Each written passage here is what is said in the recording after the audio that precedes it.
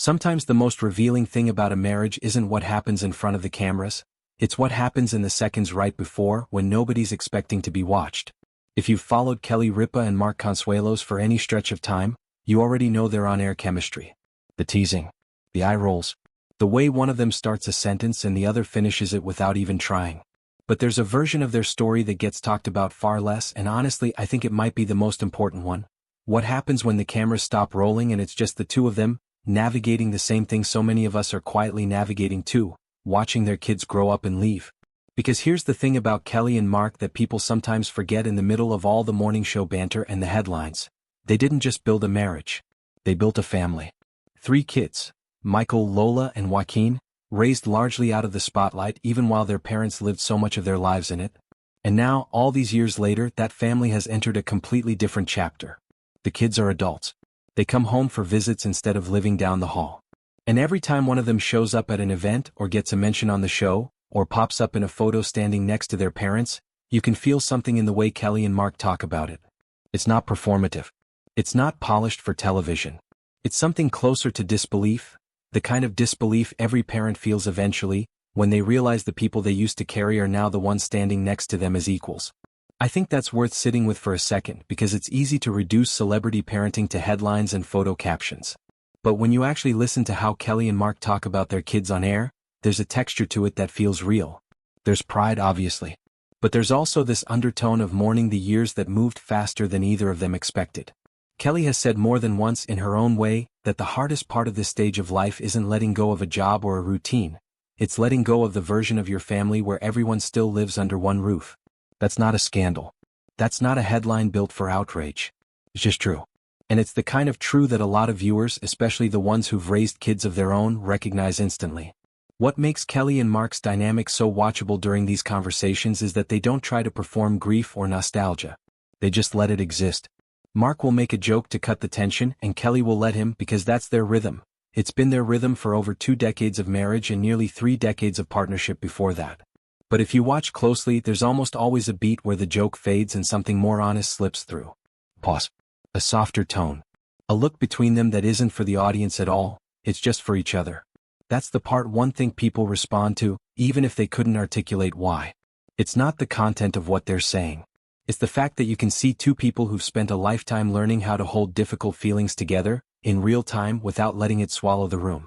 There's something else worth unpacking here too, and it has to do with how differently Kelly and Mark seem to process the same experience. Kelly tends to be the one who names the emotion out loud. She'll say she misses the noise of a full house, or admit she teared up over something small, like an empty bedroom or a text from one of the kids. Mark, on the other hand, often processes things more quietly, almost protectively, like he's trying to hold steady so Kelly has room to feel whatever she needs to feel. It's a small dynamic, but it says a lot about how their partnership actually functions. Neither of them has to carry the emotional weight alone, because they've built a relationship where the weight gets split, even if it's split unevenly depending on the day. And I think that's part of why so many longtime viewers feel like they know Kelly and Mark personally, even though they don't. It's not because the couple overshares. It's because the emotional patterns feel familiar. Anyone who's been in a long relationship recognizes this. The way one partner leans into humor while the other leans into steadiness, the way you take turns being the strong one depending on what the day requires.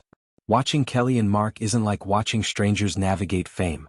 It's like watching a slightly more glamorous version of a conversation you've had at your own kitchen table. There's also something quietly powerful about the fact that their kids, now fully grown, still choose to show up. Not because they have to. Not for a photo op.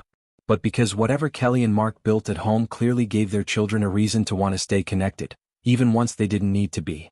When Lola, Michael, or Joaquin appear alongside their parents, at an event, in a candid moment, in something as simple as a passing mention on the show, it reads less like a celebrity family flexing its image and more like proof of something that actually worked. Kids don't show up out of obligation forever. At some point it becomes a choice. And the fact that Kelly and Mark's kids keep making that choice says something about the home they came from. I think that's the piece so many entertainment headlines miss when they cover Kelly and Mark.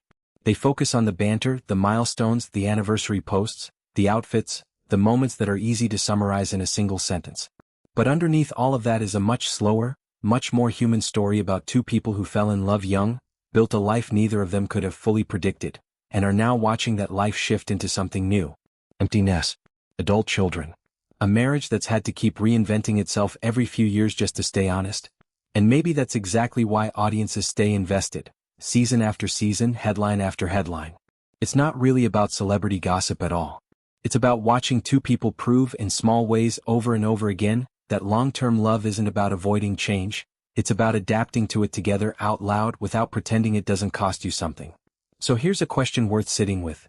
When you watch Kelly and Mark talk about their kids growing up, does it remind you of your own family, your own version of a house that used to be loud and isn't anymore? Because I think that's the real reason this story keeps resonating. It's not about them. It's about all of us, watching two people our age, our generation, figure out the same quiet heartbreak of a family growing up and moving on. Perhaps the reason so many people remain invested in Kelly and Mark isn't simply because they've spent decades in the spotlight.